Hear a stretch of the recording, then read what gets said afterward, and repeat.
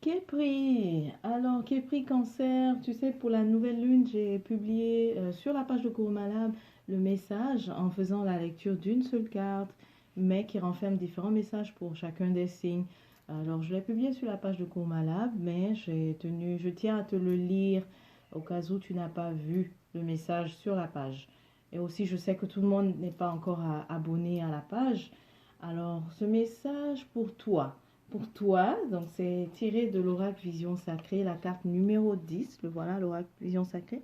La carte numéro 10, ce qu'elle veut dire pour toi qui est pris, je vais te lire. Donc, on dit, l'énergie de la nouvelle lune te pousse vers un chemin que tu trouves inconfortable à prendre.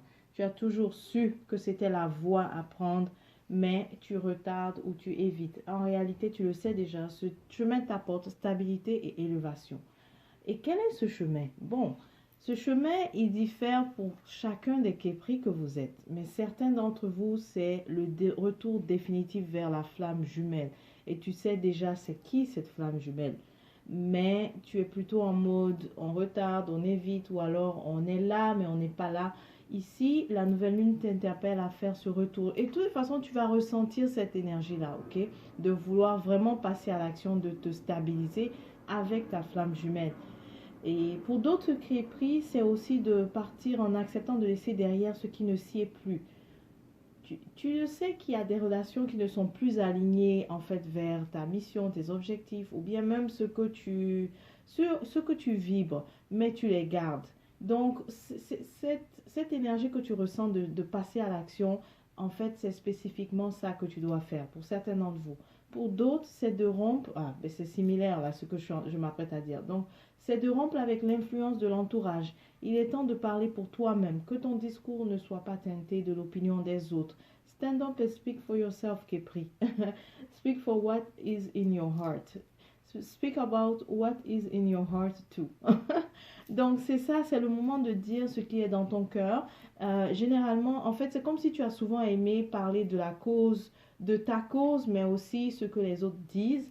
Mais tu es invité, tu es interpellé à parler de toi, ta propre cause et ce que ton cœur aussi, en fait, a à dire, d'exprimer ce que le cœur a à dire. Pas ce que j'ai à dire, mais avec ce que les autres disent, n'est-ce pas? Tu comprends. En fait, tu me fais penser à quelqu'un qui représente un syndicat et qui vient toujours parler au nom du syndicat. Mais ici, tu es interpellé à vraiment parler en ton propre nom. Ok, il est temps. Voilà.